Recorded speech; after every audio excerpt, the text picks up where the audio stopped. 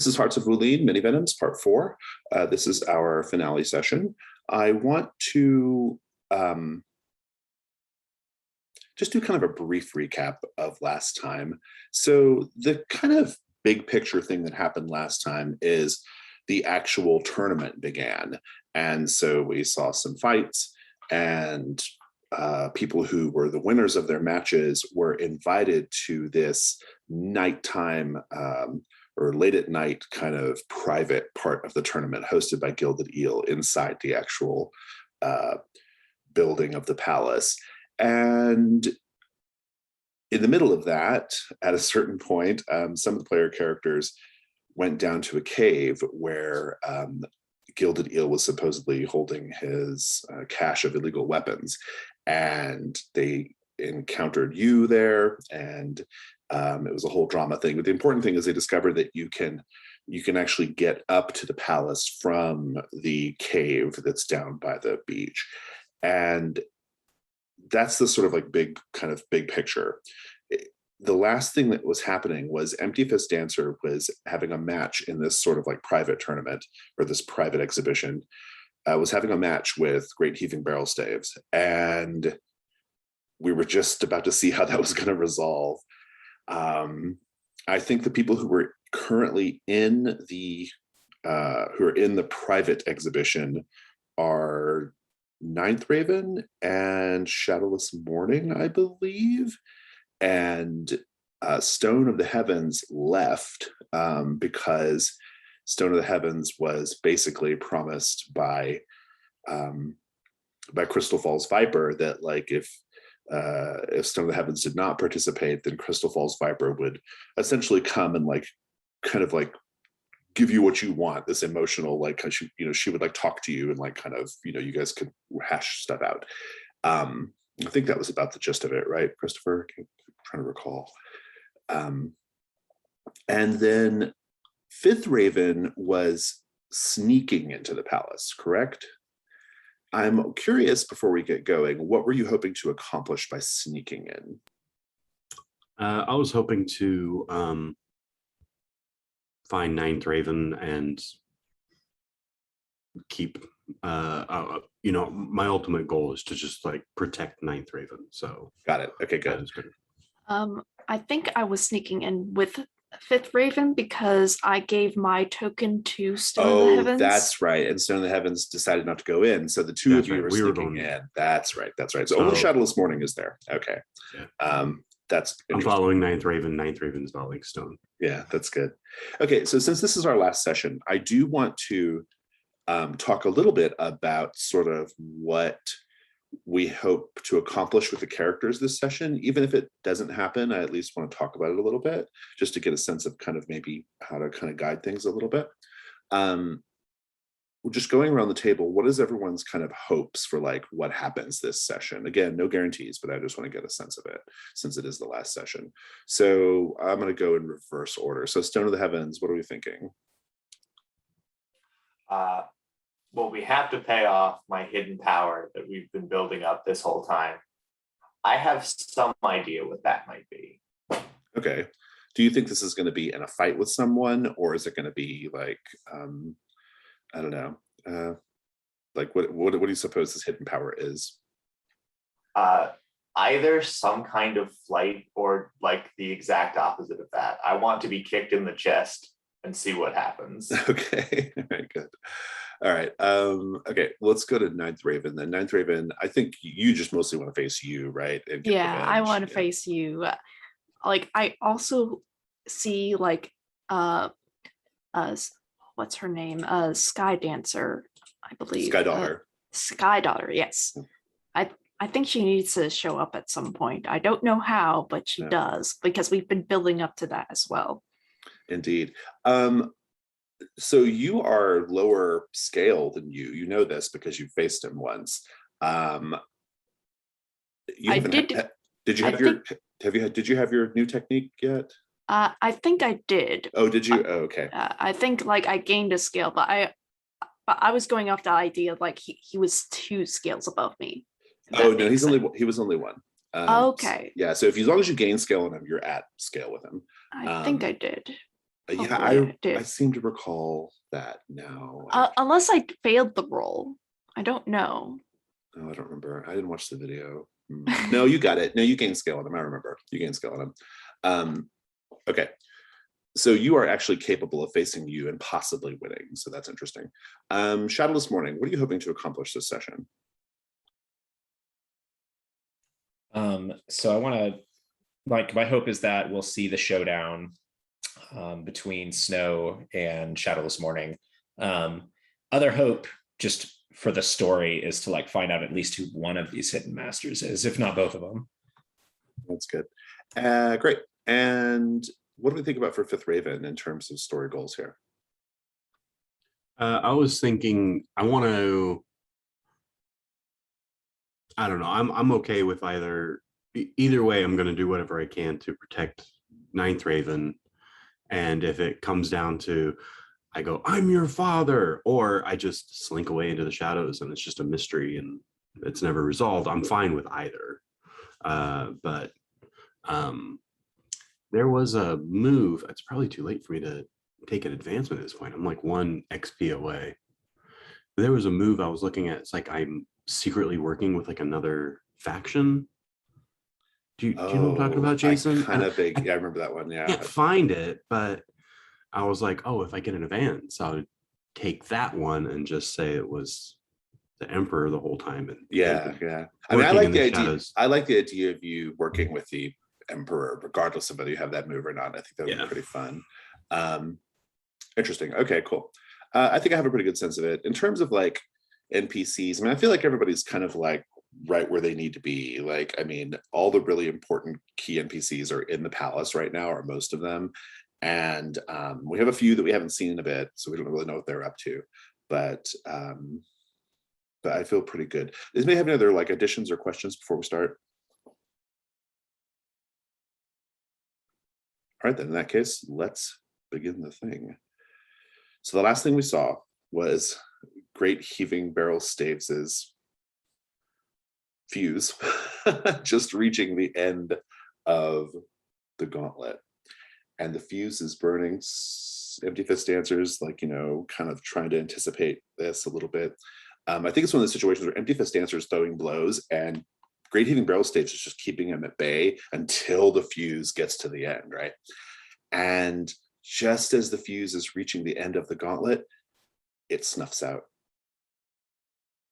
And then all the candles in the room snuff out, and the torches snuff out all around the palace, plunging the room into complete darkness. And you hear Gilded Eel cry out, "She's here! She's here! Shadow Maw Lepidus is here!" And he's kind of losing it.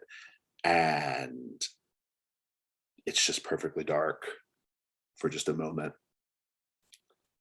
And then the torches and candles and things all light back up of their own accord. Not the gauntlet, though.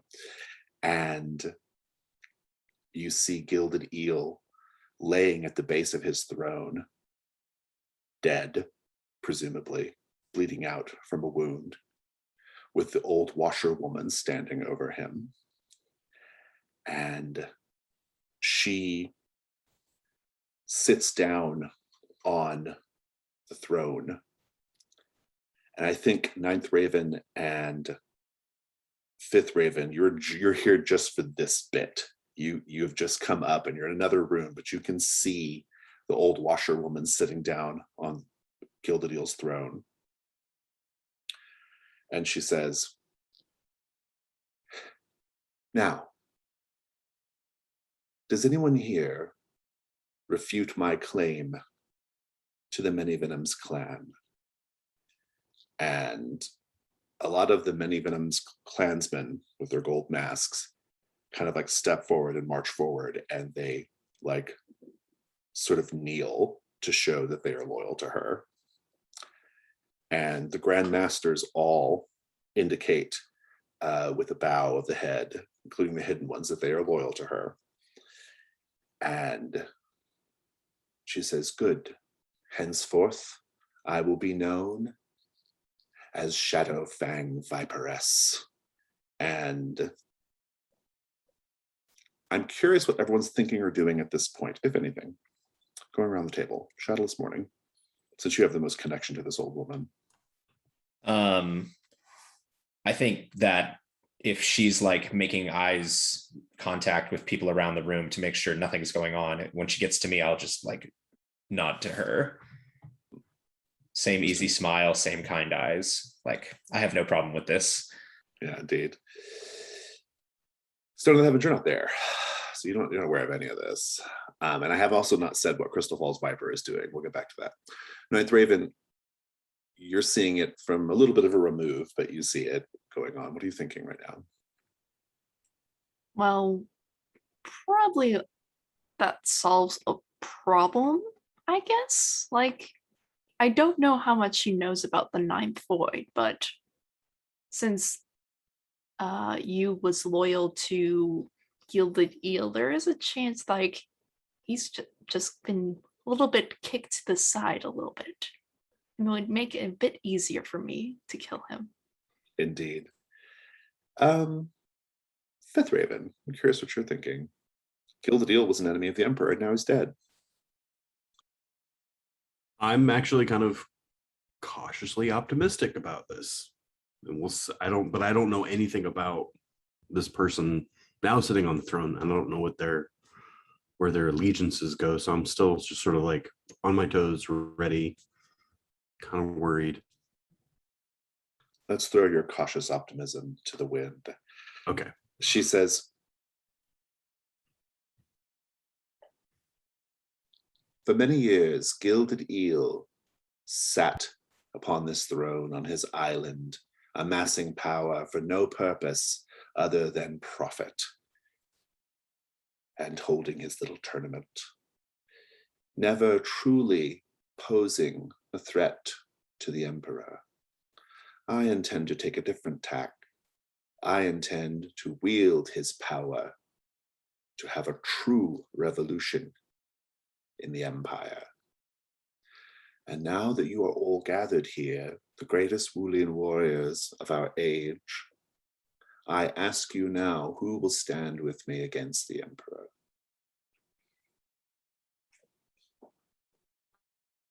Meanwhile, Stone of the Heavens, where are you at? Where did you go after you left the midnight tournament?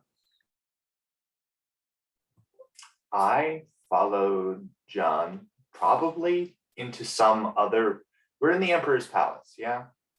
You were, yeah. I mean, you could be kind of wherever you want to be at this point.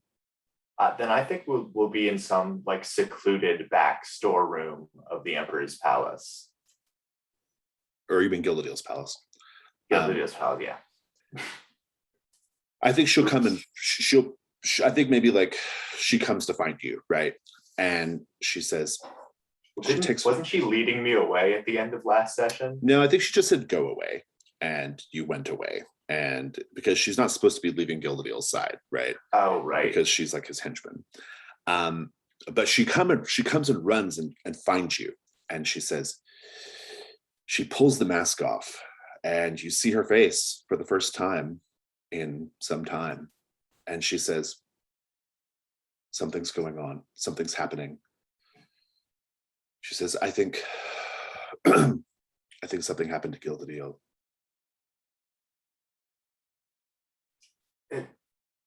Is that bad? Are you worried? Are you in danger? And at this point, she sort of looks away. And she looks at you and she says,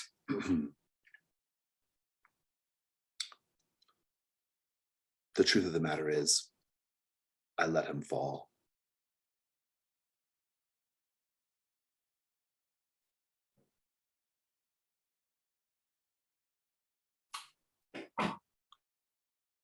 Very well. Jan, why am I here? Why did you call me to this island? I'm going to cut away. And so Now, Fifth Raven, she's made her intentions more clear. Yeah. I'm just gonna kind of put my hand on Ninth Raven and slowly, not so inconspicuously, but inconspicuously back away through the door, and hopefully nobody notices that we were in the room at all. As you're Just backing try to away, one of out the of the hidden back. grandmasters stands up Yeah. and says, I'm afraid I cannot stand for rebellion against the Emperor. It is one thing to be engaged in criminal matters. It is entirely a different matter to foment revolution. And they remove their hood. It's you. He throws the hood down and he steps off the dais. And Shadowfang Viperess says, well, who will take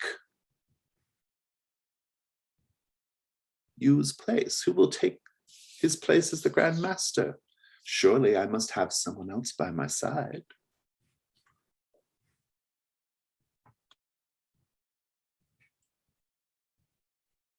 It could be so easy. What do, Ninth Raven? I think I'm going to step forward because this just, it really isolates you as the person in the wrong at this moment. So you come into this sort of exhibition hall, Yes. and what do you do? What do you say? Well, I see no point in trying to stand against a storm that is inevitable. One must be able to bend with the times, bend with the flow. And frankly, your time is up. Oh, good. He will get into a fighting stance, which is essentially him going, no, I don't need to fight you. I'm willingly stepping down. And Shadowfang Viperess says, well, this ought to be good. Are you facing him? Absolutely. I love it. Let's do the roll first and see how it goes. I assume you have your style element available to you. I'm pretty sure I do. You do. All right, let's read the move.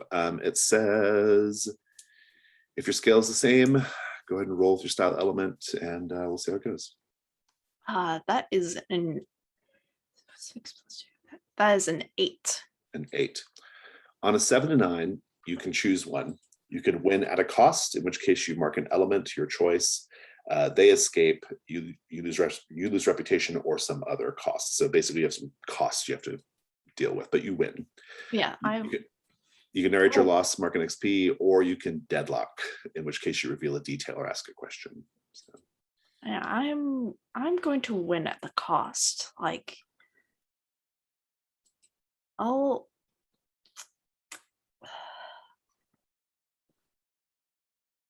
mark wood because defeating you at this point, I'm just going to get cocky. So overconfident seems like a good thing. I like it. That's good. So let's narrate the fight a little bit.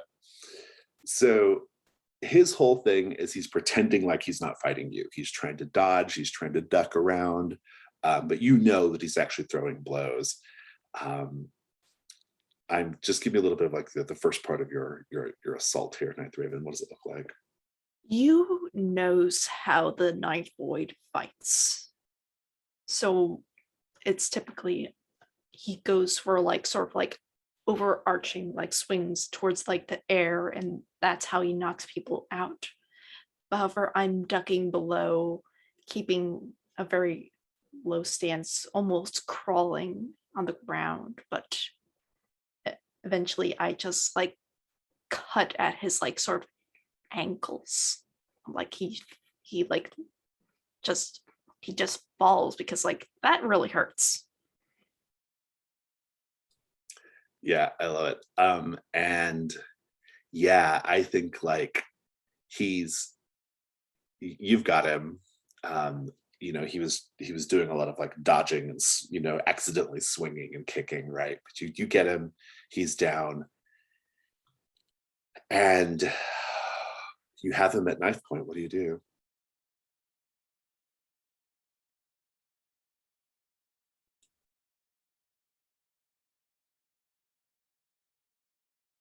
I can offer mercy in this moment. But you, tell me why I should. Unless you're just going to crawl off and beg to someone for more lies, more treachery. He says, you should offer mercy because I know the identity of the other hidden Grandmaster.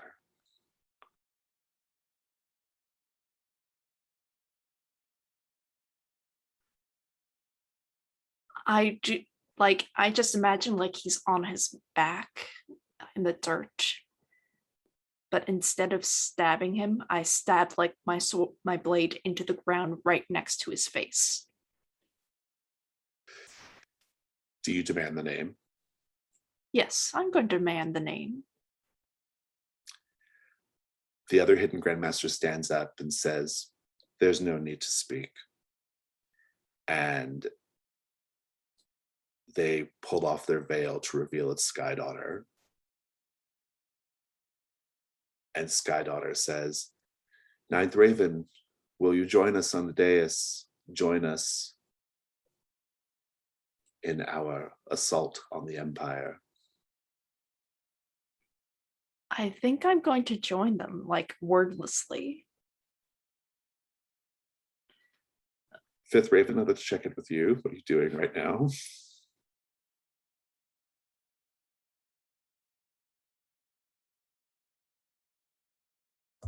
I know what I want to do. I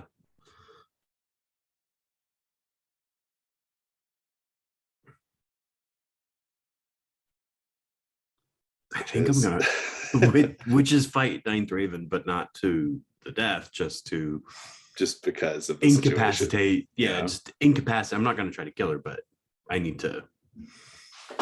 Yeah. So let me think about this.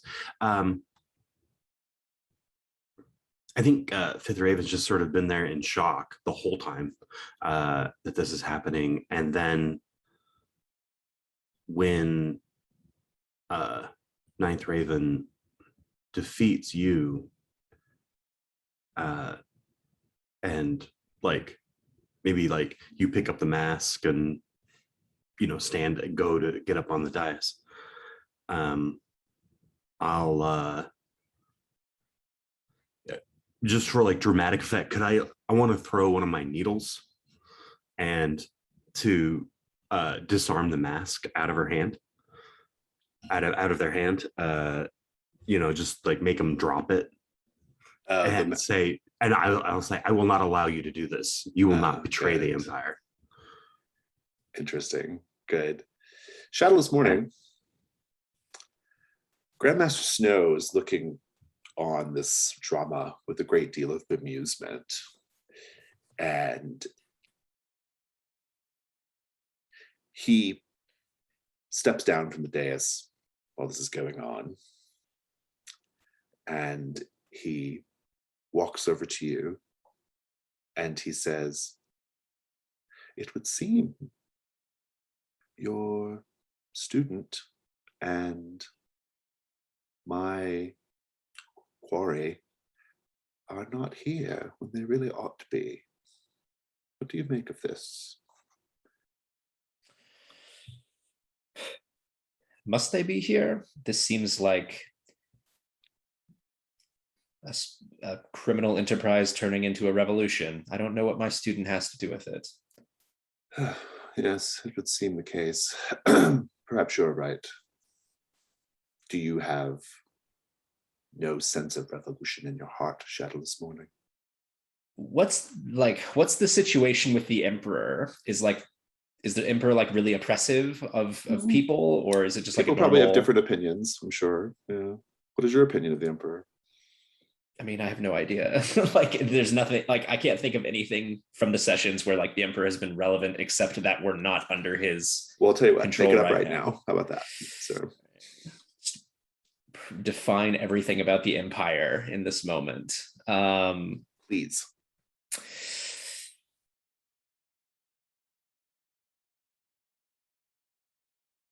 He uses us Wulin to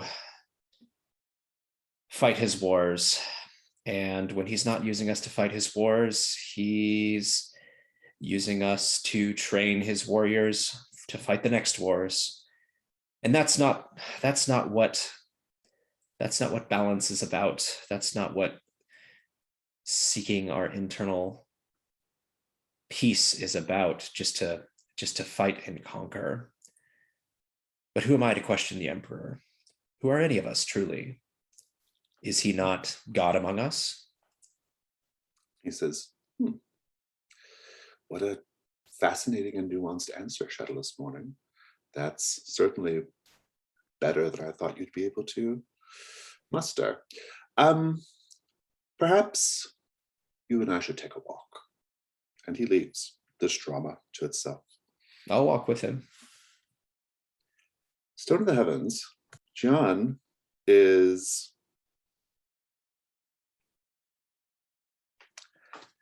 She says, she doesn't answer your question, but she takes your hand. What do you hope she says? I have no idea. I know you're copping out right now, but I have No, I know what literally she's no gonna idea say. what I would want in this. I know what she's going to say, but I'm curious what you want her to say. Okay, good.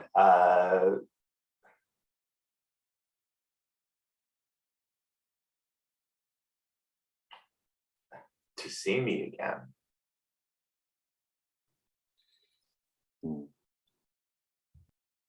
She says, let's leave this place. Let's go somewhere else. Away from the gaze of the Emperor, away from this island and its deprivation. Let's travel together. Roll inner conflict.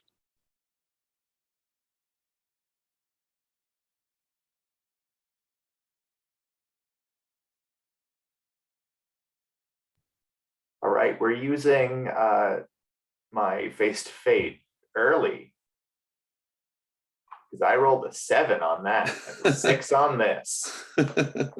So you're gonna bump it to 7? Yeah. You can mark an element to stay there, or you have to run away. We are marking metal hit. I marked metal literally before I ever rolled, and it has stayed marked.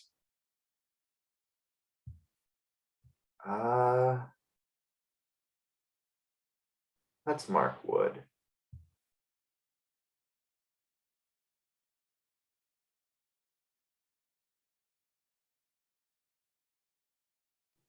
What do you say to her?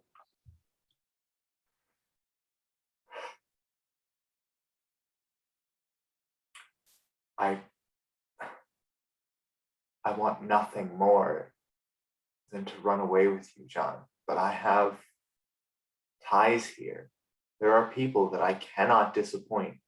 People that, if what you say is true, are in danger as we speak.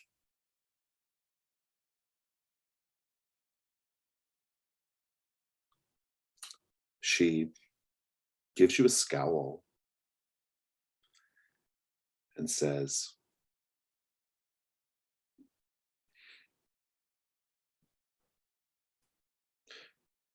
your answer shames me. I have done everything I can to protect you. I've given myself, given my heart to this moment and you deny me. And she goes for her weapon.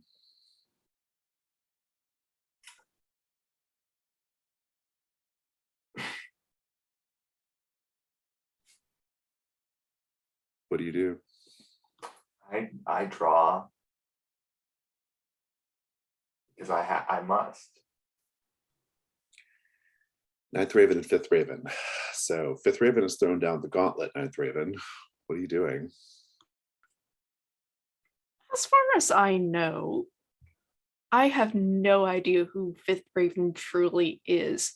Why is he so loyal to the Emperor, or why he's so like stubborn about me making my own choices in life? Like, I know you asked Shadow's Morning about like how the Empire is like sort of situated currently, but like I think like there are like subsects where like they're independent, but like they typically align themselves with the Empire because that's like who's on top currently. And I think like the Ninth Void falls under that category. Like we have a tendency to align ourselves with the Empire, but like for the most part, we're just up in our own business. And this is just seems like this island really almost put a stranglehold on the Ninth Void. And in this moment, I could release that stranglehold if I just align myself with this. So I'm going to stand my ground in this situation. I'm going to fight Fifth Raven. We haven't had a PC versus PC duel yet, and so I'm very excited about that. Let's take a look here. When you challenge another PC, say what you'll give them if they accept your victory. You may offer unspent XP, character actions, burning bonds, changes to entanglements, letting them narrate the moment, or anything in-game which I approve. You put a single offer on the table. Nathan, it's an out of character thing, so you put the offer on the table since you make the challenge.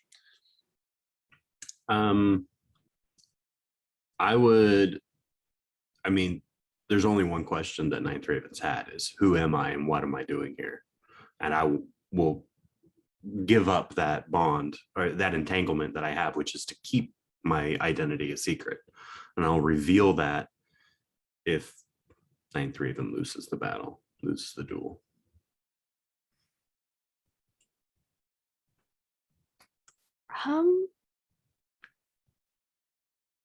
I think that's a little bit too easy of an offer, really. Like, I need a little bit more than that. What do you want? I want not just an entanglement, but I want a bond on you. Like, I want go up from like 1 to 2, basically, just to show like you cannot like sort of let me go. Yeah, that's fair.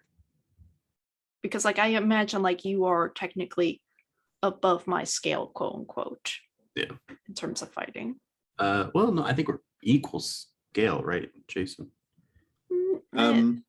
So scale doesn't matter in PC versus PC duel. Okay. Basically, if the other player accepts, if the other player accepts the offer, they lose the duel but mark XP, but the offer stands. And if the other player rejects the offer, you both mark an element. And then at that point, the offered player chooses whether to win or draw. I have a question. If I win this duel, right? Do I get to use my move Way of Choices when you defeat a named foe? What happens? Read the move to me. When you defeat a named foe, you may humiliate them comically if you show them mercy. You don't mark XP, but instead gain a bond with them. You may also choose a person or group who now views your opponent in a different way. Say who the group is, as well as how the group now sees the named foe. Yikes, that's a big penalty, but I know. That has bearing on whether Ninth Raven accepts the deal, I think, though, right? I mean, I will not accept the deal. Okay. If that's how the fight goes, yeah. I won't use wave choices on you. Okay. That'll be a part of the deal. I won't use it. Okay. All right. Then I will accept that deal. Let's Okay. have the scene narrated out. Well, I think because I'm, the unorthodox, accidental playbook, I kind of fight a lot like you, in that I don't really like have a stance or style or anything. I kind of just move and flow. And so if Ninth Raven, strikes first, I'm gonna just like move and just try to do my little acupuncture stuff, either with my fingers, like those little strikes, or my needles to disarm and like maybe like give them Charlie horses or whatever, like make their arms sore or cramped or things like that. What do you think? I think at some point during the fight, I dropped my blade and I'm a bit frustrated and a bit desperate. And I think at this point, I just shout at you of like, why are you doing this? Why do you, and every step of my journey, get in my way? I'll do the little I'll put my foot down like underneath the blade and kick it up into my hand and sort of swing it around and point it straight at you and say, I think you forget who held this blade before you. Your father. Nice. That's the dramatic. We'll cut there. Yeah. Bum, bum, bum. Bum, bum, bum. Good. I think that this battle between Crystal Falls Viper and Stone of the Heavens is taking place in the little small courtyard of the palace, out of the way place. And Shadowless Morning and Grandmaster Snow, Shadowless Morning, you both come upon this little duel. The duelists don't see you yet. But Master Snow says,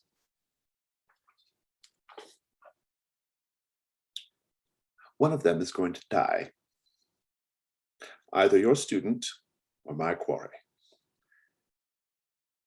And it will really come down to who of them is not only the most skilled, but who of them can tap into deep reserves of power and passion and anger in order to overcome the other.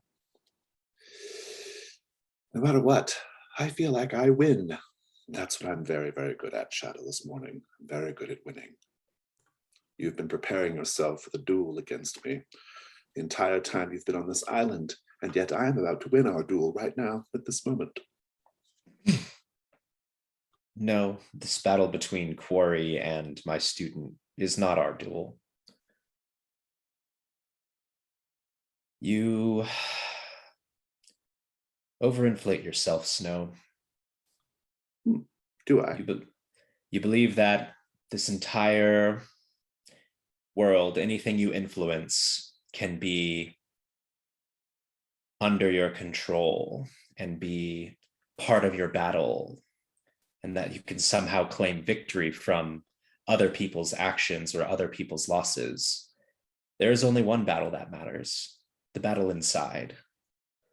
That is the only one that can be ultimately won or ultimately lost. How very poetic of you, Shadowless Morning. I imagine you've given this quite a lot of thought. I would like to see how this plays out nonetheless.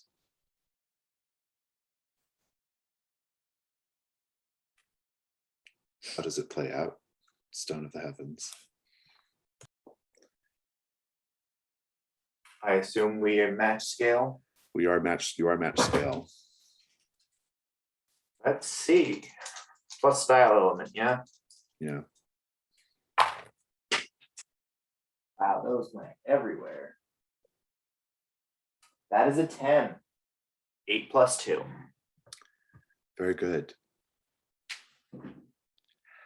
You are going to win. You will mark XP if you show mercy or let them escape. You may also declare a shift in fiction. Right now.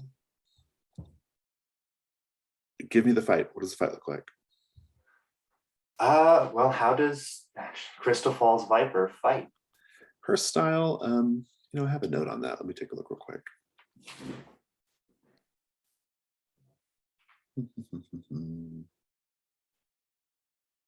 Oh, I never did actually. But she uses the same style as Gildedeel does, which didn't serve him very well at all. But essentially, it's kind of it's a sword fighting style that is augmented by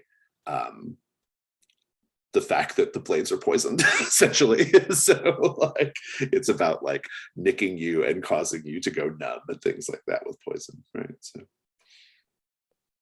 In that case, I'm perhaps the most qualified person to deal with this because my fighting style is to stay 6 feet back at all times and move in circles around them. So it's the same fight I've been having. It's just a lot of straightforward strikes that are blocked and dodged around and followed up with a resounding strike. I will say that I'm trying to disarm her a lot more, and it's just barely not working. This goes on for a while. Dang, I really wanted to do a back and forth, but I can't. I will give you some. She will.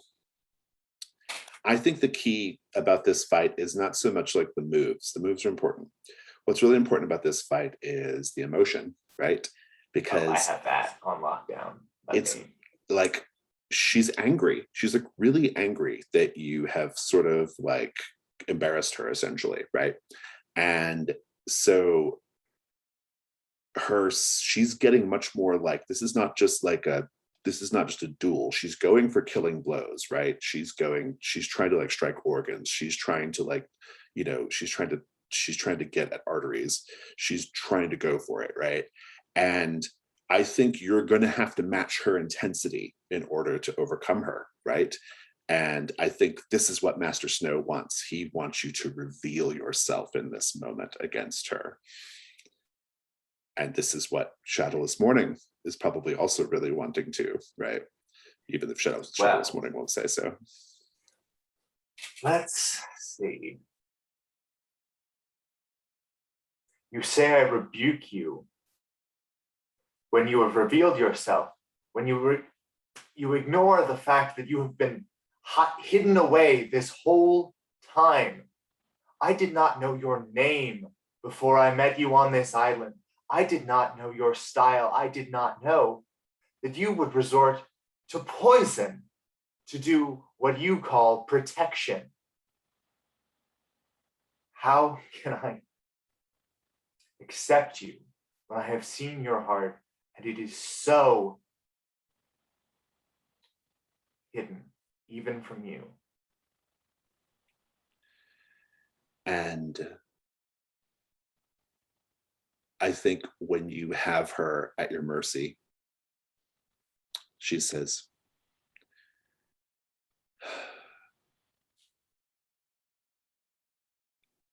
it seems that not only has my heart been hidden, but I have misunderstood it. Essentially saying that she maybe doesn't have feelings for you after all. I think what I'm realizing is that I don't have feelings for her either. Master Snow says, here comes the really important moment, Shadowless Morning. Take note. Do you show her mercy or not?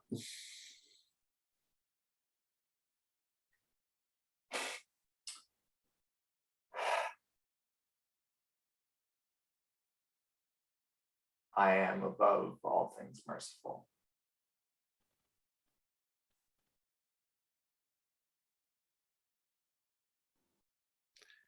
So you strike her down. No, I show her mercy. Oh, you do show her mercy. Oh, I misunderstood that. When you realize that Master Snow's plan hasn't worked, Shadowless Morning, what do you do? I turn to face him and say, Stone of the Heavens reveals that he has discovered his hidden power.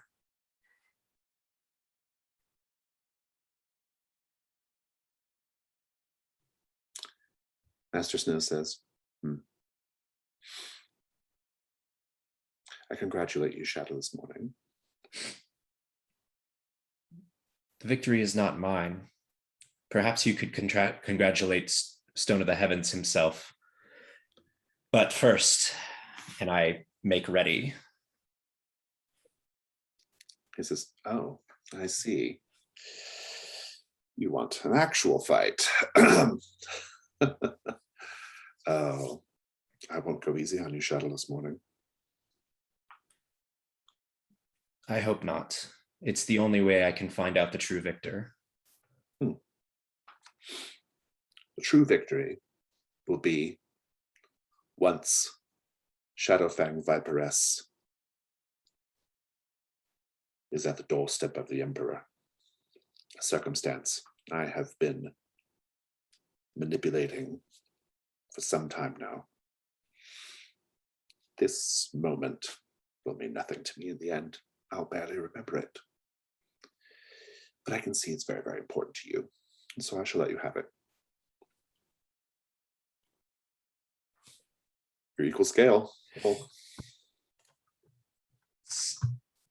See how this goes.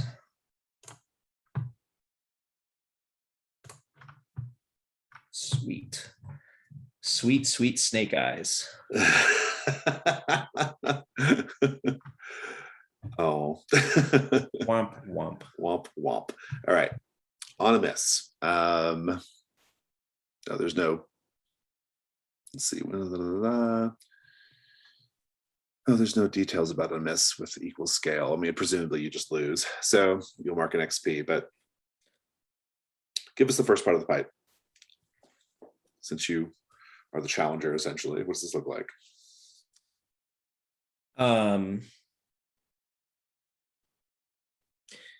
So I've been trying to get this new technique ready. And I'm going to wait for him to make the first move. And what I'm trying to do is to catch him out of the air when he attacks, and slam him down to the ground. And I think just something about that goes amiss. And I think that's when he, like, you were expecting him to do a certain thing based off like everything you knew from Hua, right? And it doesn't go that way. And so, yeah, you miss him and he gives you a clean, like, kind of sort of crescent kick across the face and sends you flying down. And then he stands over you and Hua comes out of the shadows right behind him. And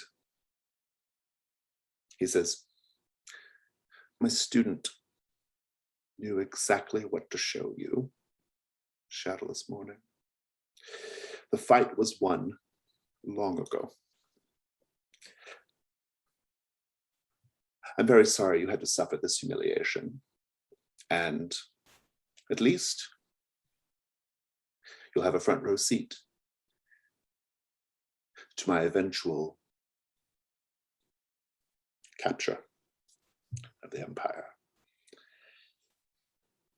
He turns and Hua, he and Hua walk away.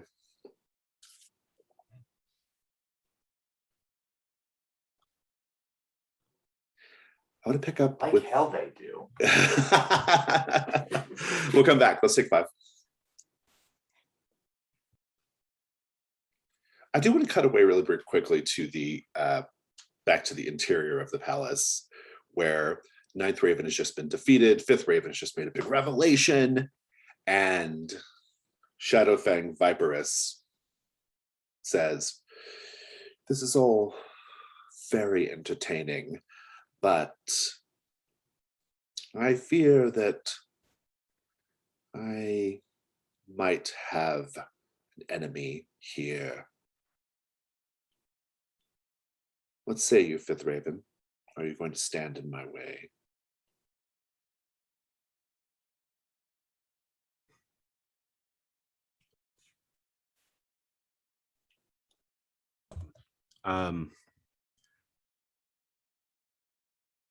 I won't stand in your way if you won't stand in mine.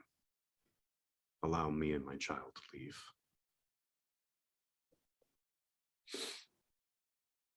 And Shadowfang Viperess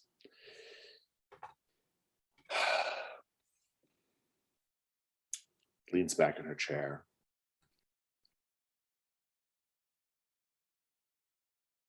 and says, "I'm feeling magnanimous."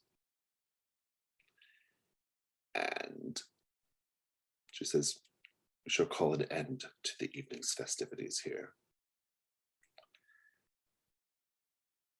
Sky Daughter is looking at you with something resembling disappointment, Ninth Raven."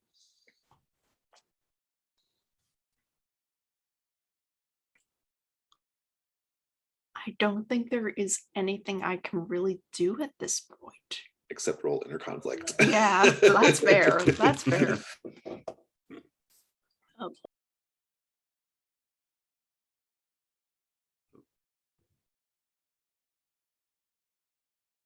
Oh, maybe they dropped their dice or something.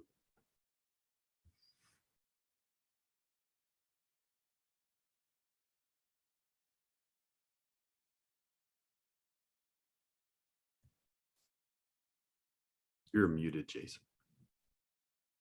Sorry, I was just showing off the end papers. Alrighty, roll the dice. Okay, that's fair. That's oh.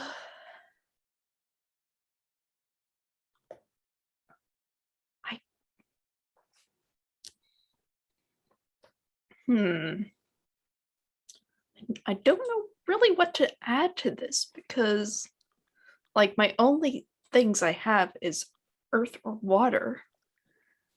Let's take a look. Because my fire is my style element. Yeah. I'd probably just in this case, I'd probably just take it as water. Okay. Like maybe for awareness, because you're aware of Yeah. The disappointment, maybe. Yeah, that's a 7. Do you run away or do you mark Yeah, it? I think I'm getting I'm technically running away, but I think Fifth Raven is kind of dragging me out. Yeah. if everything goes to plan. I think that's right.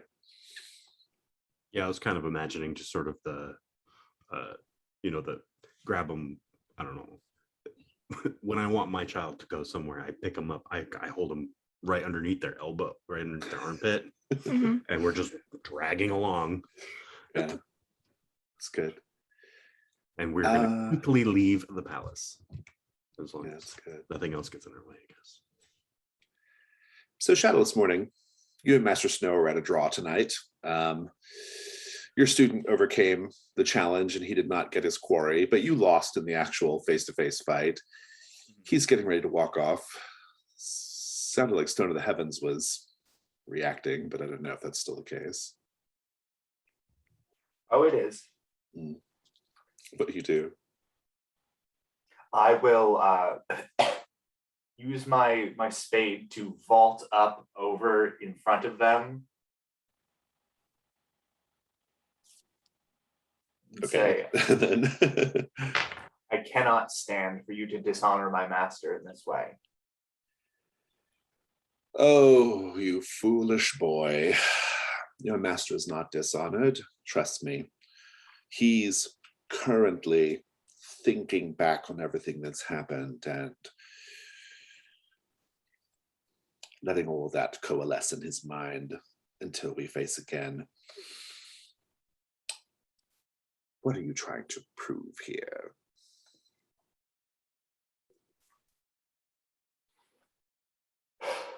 I have faith in my master as my master has faith in me. If all I can do is buy him time, then that is enough. So you're gonna fight him to a draw again? Yeah. Shadowless Morning. This is I don't know, like you were defeated, and it sounds like Stone of the Heavens is trying to like give you another a second go at it here. Yeah, if that's what we're interested in doing here, like I'm Then game for it, if but not, I'm this whole scene can go away. no, I'm game if that's what we want to try and do. I think the mechanics allow it, but if it's more interesting to kind of have the defeat land where it was, I think that's all right too. I think it's more dramatically interesting if you step in and say like you know, this is a time for wisdom, right? as opposed to heated passion and lashing out. Yeah.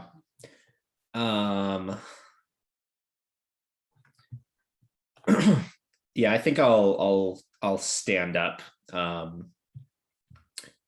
and put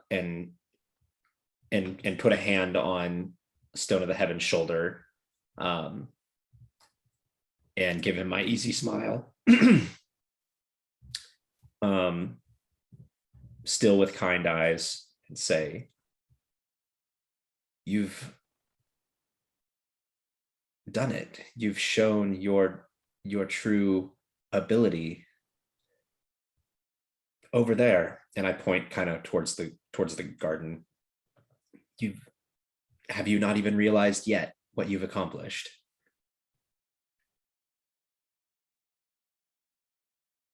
This isn't about me. No. But today, this is enough. The scale is balanced at this moment. Tomorrow we can pursue greater things. But for all the terrors that might be seated tonight, that moment over there has an equally great seed of hope.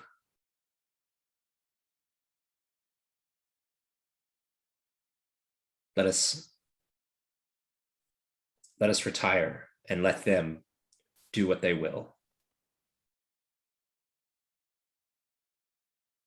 Where is Crystal Falls Viper? I think she's back where you left her. Dusting herself off. Then I will give her a very meaningful glance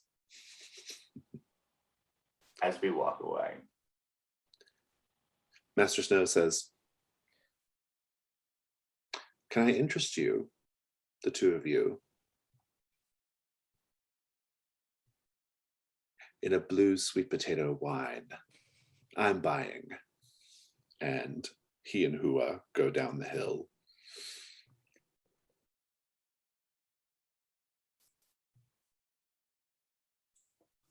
And I feel like we are kind of at a moment here. I don't know how much more story there is to do on the island. It feels done, but I don't know. I'll go around the table. Any other last minute scenes or things we need? Do we want like a little 9th Raven, 5th Raven father-child thing? Do we want like something else? Like, are we good? Do we want to just handle it all in epilogue? We'll do an epilogue as well, but like I would like something because like I think like the epilogues take place off the island, if that makes sense. But I think this is going to like this immediate fallout after we're out of the palace, I think is going to happen on the island. So I would like a scene with that. I'm game. take it away. Just let me go. We need to leave before she changes her mind. At least let me stand on my own 2 feet.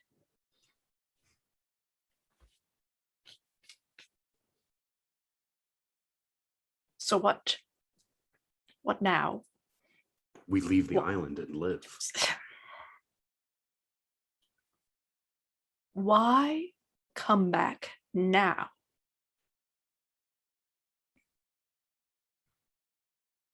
And why lie to my face? I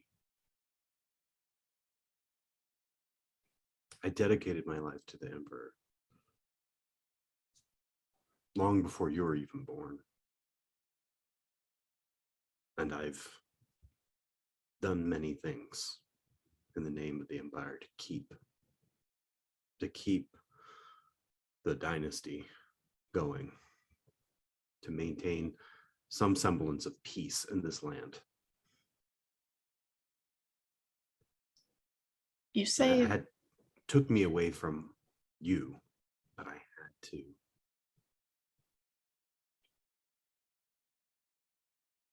you say that you do this for peace, but there is not peace.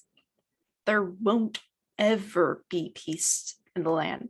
The Emperor is a warmonger. Just It's peace for you, peace for our family, peace for the ones we care about. And trust me, what she is offering, what she is bringing to the Empire is nothing compared to what you think you know. I have not known Fallout, peace. anarchy. I have not known peace. I have trained ever since I could hold a blade to fight. I'm simply a tool for war. This is just one generation to the next. At least with this, there is something different. It's not going to be better.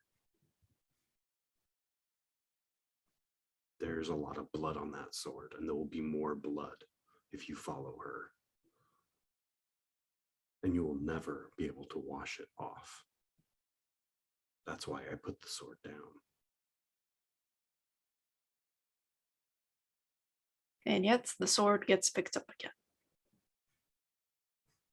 It always seems to be. I like it. That feels good. Any other last minute scenes, Stone of the Heavens or Shadowless Morning?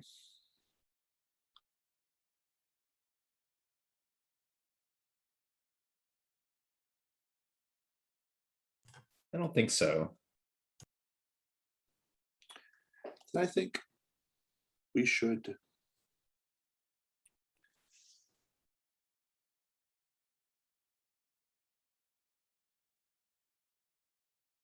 I kind of like the idea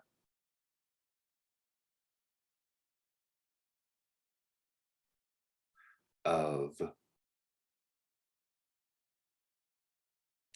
let's just go to epilogues. So I was thinking I kind of wanted like another scene with the old lady and Shadowless Morning, because we saw them on the way in, and then maybe like on the way out as well. Would be kind of fun.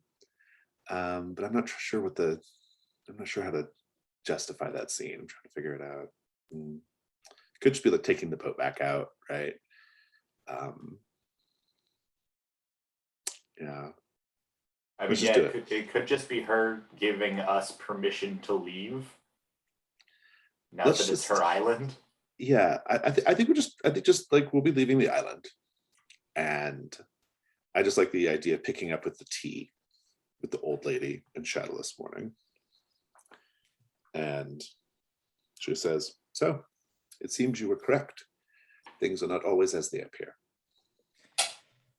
No. More? Hold the pot Please. up. Pour. Congratulations. Thank you. I do feel as if I have managed to accomplish something quite singular. It does appear that way. Yes. Of course, Master Snow believes him to be the true puppet master, but I should let him continue believing this. That would be wise, I suspect. He is a singular man, talented fighter. He will be a great deal of help to me when it comes time to face the Emperor and his forces. I offer a new way, a way that honors the Wulin, a way that makes us more than just instruments in the Emperor's chest, a way that gives us something to fight for beyond politics and avarice. But the Emperor is the Emperor. He is a god among us. Who can stand against him? I fear that is what I will be up against. That seems to be the case. It's a beautiful picture you have, a beautiful vision. I do hope that all of it ends as well as you hope. The tea is delicious, she says as she goes for another refill. No, pour for her. Thank you. We'll end it there. Let's go to epilogues. You can epilogue at any point in the future. Focus on your own character if you can. You could work in side characters as you wish, but just how does your character end up? Where do they go? What ends up happening? Where do we see them? That kind of thing. Think about it for a moment. Whoever wants to go first, take it away.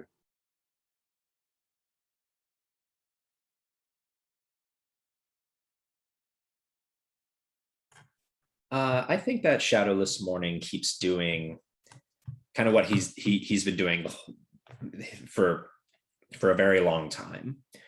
He just goes about and students come and students go, and he seeks out fights and doesn't really get deeply involved in things. He's more just he's reflecting on what's going on with internally and with him, and that's what he tries to teach his students and impart on them. The greater world is kind of in chaos, and I don't know if he ever gets like involved in actual conflicts. I think if he did, it would be in disguise or something like that. So it's hard to say if he's ever attributed to or contributed to any of the conflict. But that's kind of his epilogue. I think as a part of that, he has finally resolved in himself this romantic interest in Empty Fist Dancer.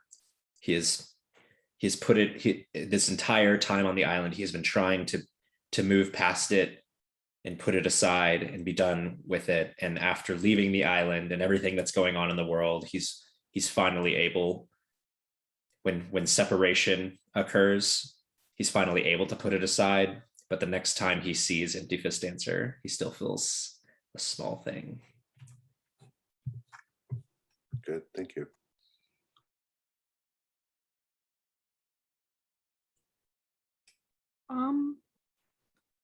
I think the Ninth Raven returns to the Ninth Void with news of, well, Gilded Eel's defeat. Use like disgraceful like fights and like sort of getting kicked out from the from the old lady. She like, I don't think she like he's gonna work for her, so like he's been tossed out to the wind, but he still lives. I think those high in the order are a little bit disappointed disappointed in that. And there is debate on what to do next because change is coming. And currently, the Ninth Void is sort of left in the wind.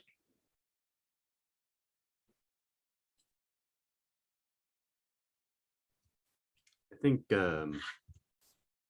Fifth Raven goes sort of back into hiding, and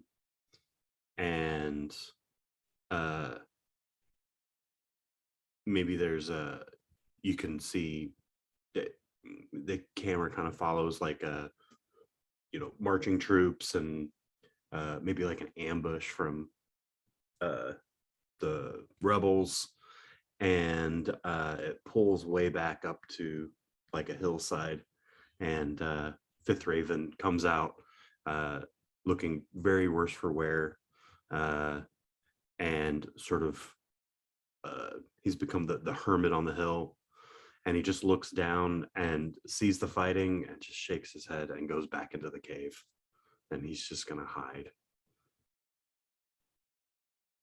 Nice.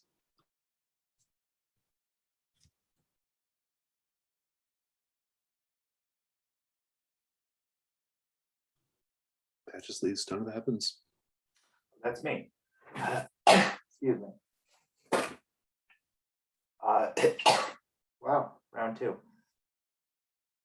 Stone of the Heavens, I think, at this point is finished with their wandering. They return to their monastery and begin, I suppose, teaching students. They begin passing on their knowledge in earnest. They're ready to hold the weight of the world, and they know how to do it with mercy.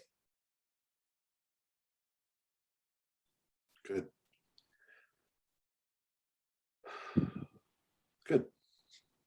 Let's go ahead and we'll do our little end of session XP just for posterity's sake, even though we're not gonna play again. But let's go to Fifth Raven, looking at your two highlighted entanglements. The first one definitely came up, so you get 2 XP there. And I don't think the second one came up. Going to Shadowless Morning. Oh, your first one did an epilogue. And then the second one definitely came up. So yeah. Ninth Raven. First one definitely. I don't think the second one did. And Stone of the Heavens. First one definitely. Very big time, definitely. And I would say the second as well. Yeah, they both did. So everyone's picking up 2 or 3 XP there at the end, and we'll just go straight to Stars and Wishes for this baby session, this short session. But I think I kind of knew it was going to be short because I knew we were sort of basically at the end of the story. It felt like we were. These Stars and Wishes could be about the whole thing, if you wish, or something specific to today. But in any case, whoever wants to go first, take it away. I know this was sort of said during one of the breaks, but like Starforce Shadowless Morning having a metaphorical fight of like between Master Snow. It's just like at every turn there he was being menacing and just like, oh look at this quarry that I'm using to fight your student. Look at this. Look how my quarry is like overpowering your student. And it's like at the end, Stone of the Heavens did show his true power, which was apparently mercy. So that was very entertaining. Yeah, I have a star for that as well. I really enjoyed the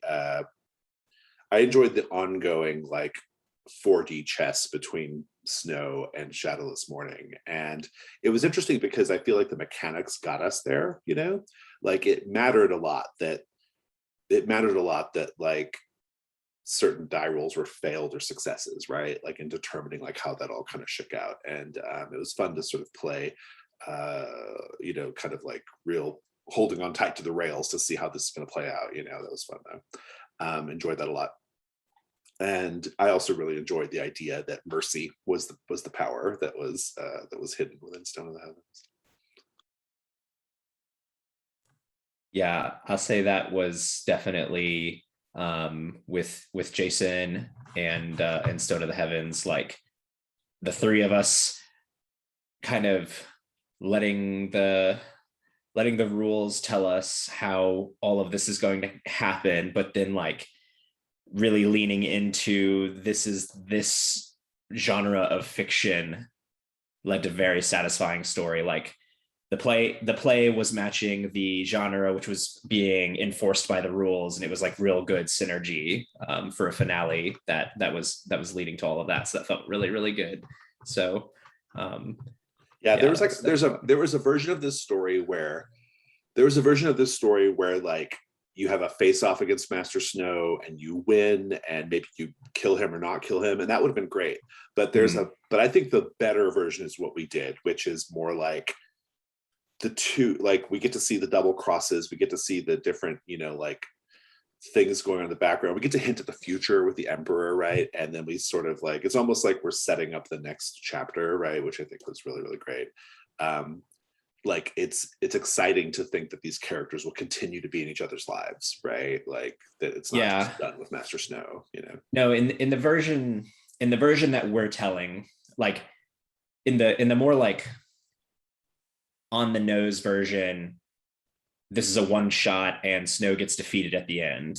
But in the long story version, the slower burn version, like the version that we're telling, like Snow is his own enemy and he will defeat himself someday. Like that's his fate. But like Shadowless Morning is just a part of that story. Like, yeah, so.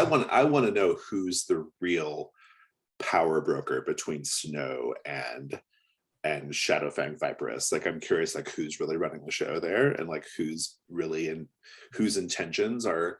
God, there's so many ways that could go. Yeah, I mean, like, so like when I had Snow ask Shadowless Morning, like really pointedly, like, where do you come down in all this, like, rebellion or not rebellion thing? I really took that to mean that like Snow was feeling out like future opportunities, right? It's like, okay, I'm probably going to have to be facing down Shadowfang Viperous at some point, and so I want to know where everyone kind of stands on this stuff, right? So, I don't know. I get the impression that like Shadowfang Viperous and Snow are always like weaving in and out and like manipulating things, and it's kind of interesting to see them sort of like be set up for this next thing, which I think is pretty cool. But stars and wishes. I'll keep going. Sorry.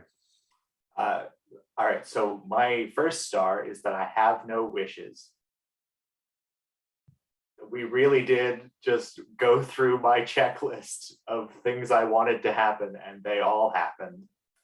Love the way that the Ravens wrapped up their storyline. Specifically, I have written down here that we leave the island and live. It's just a thing. Like that was such a perfect dad moment. I loved that so much.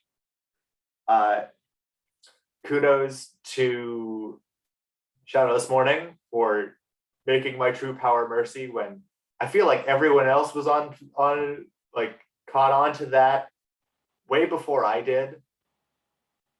Like that twist was very much out of character for me, even though I love it dearly. And I think that's kind of perfect. Yeah, there's another version of this where the hidden power is like a literal power, like you fucking explode or some shit, right? Like some, you know, Kamehameha shit happens or whatever. But like but I like this version. This version was really good. It was more restrained and more philosophical. It's good. Yeah.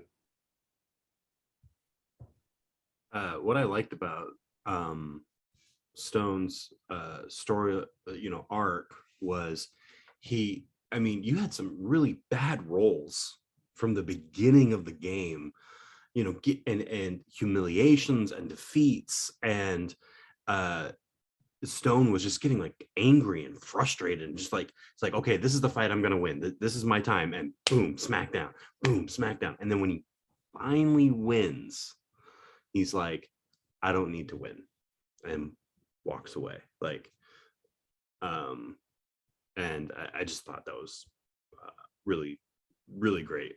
And I liked the twist that Ninth Raven threw me.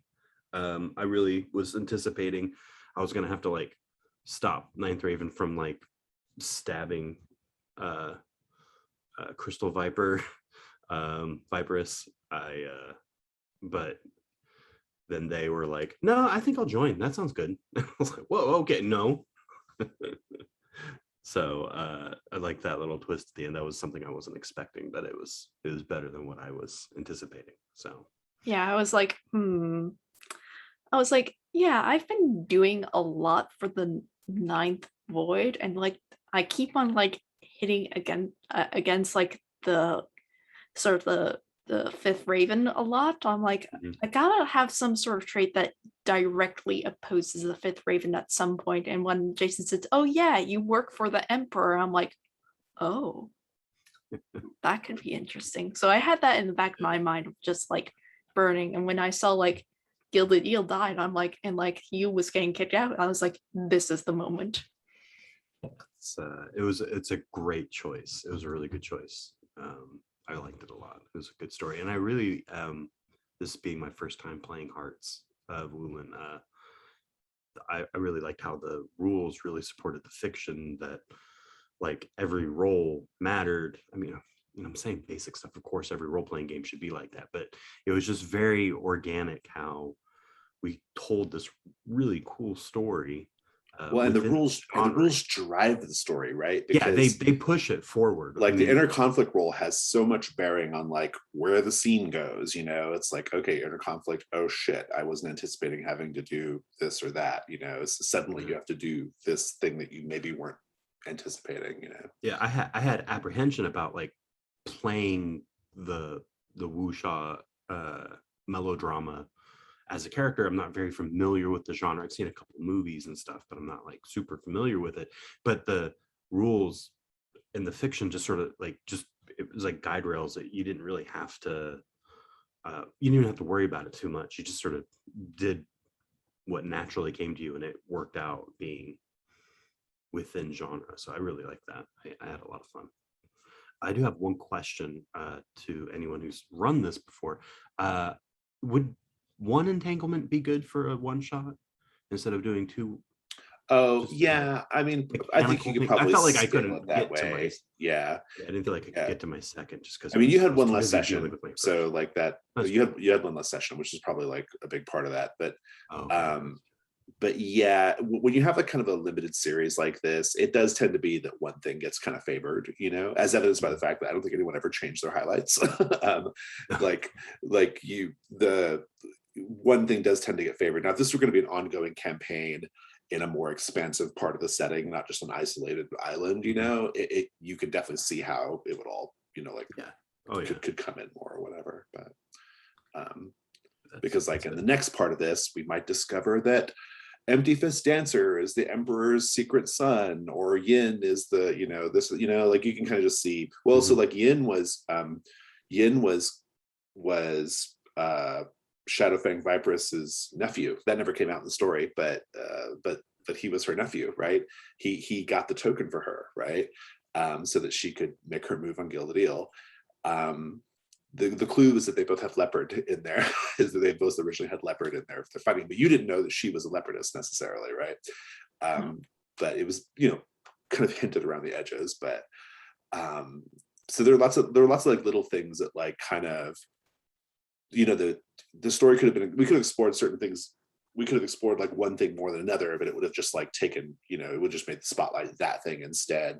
So you can kind of see like how keeping the story going and keeping the campaign going, you'd be able to work in all the rest of that stuff pretty easily. But yeah, I think I like the two entanglements just because it gives you those options, you know, like you don't have to do both.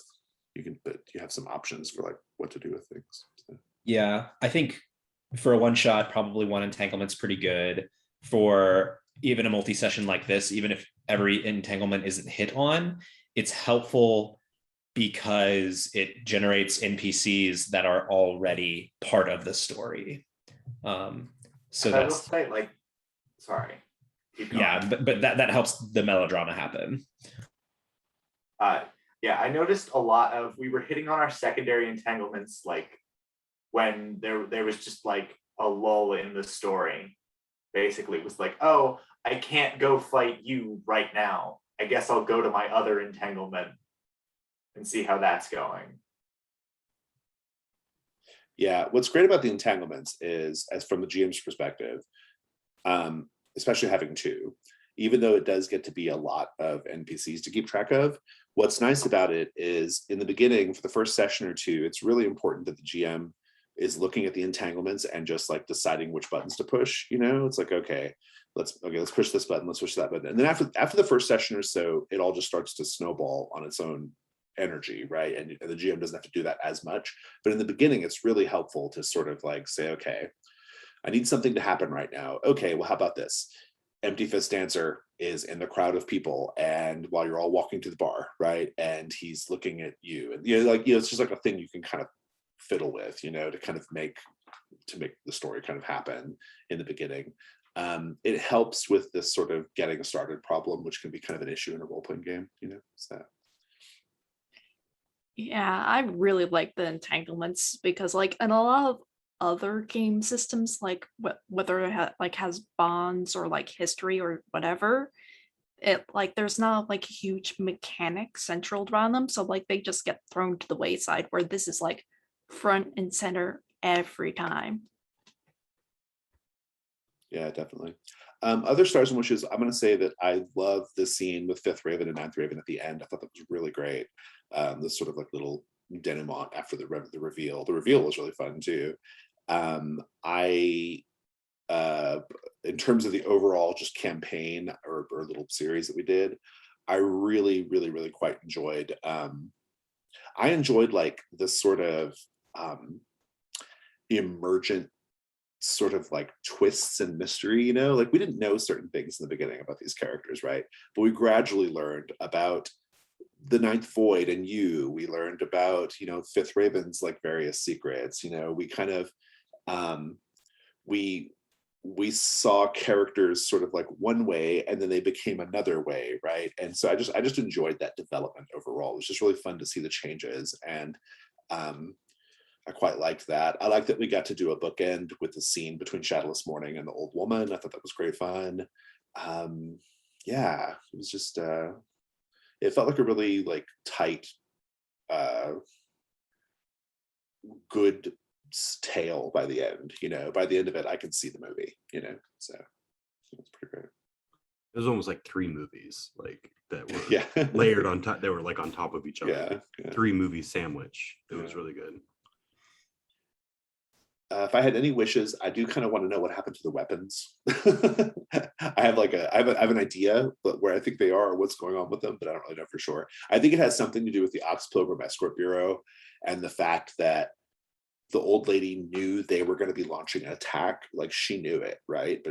And so like I wonder in retrospect, like if she always knew about the weapons and she was always going to like if part of her goal was to get her hands on them, and if maybe even the Ox Pilgrim Escort Bureau were working with her in some way. I don't know, but I kind of like the idea of that. So she was definitely the one to clear out that cave, actually. Yeah, it's I actually don't know for sure where the weapons are. I just have like ideas. It got dropped along with Gilded Eel, but it's like, but definitely in the next arc, like her fleet coming in and using all these illegal weapons. Right. Yeah, that's what I imagine. I imagine a scene where it's like she's got them all now, and like she's they're launching attacks. I'm so glad this was recorded so I can show it to people to sell them this game. Yeah, please do. We love that. Oh, I already have. I'm pretty sure this has led to at least 3 sales because people have gone wuxia role playing. Yeah, that's awesome. Thank you. Any other stars or wishes before we go?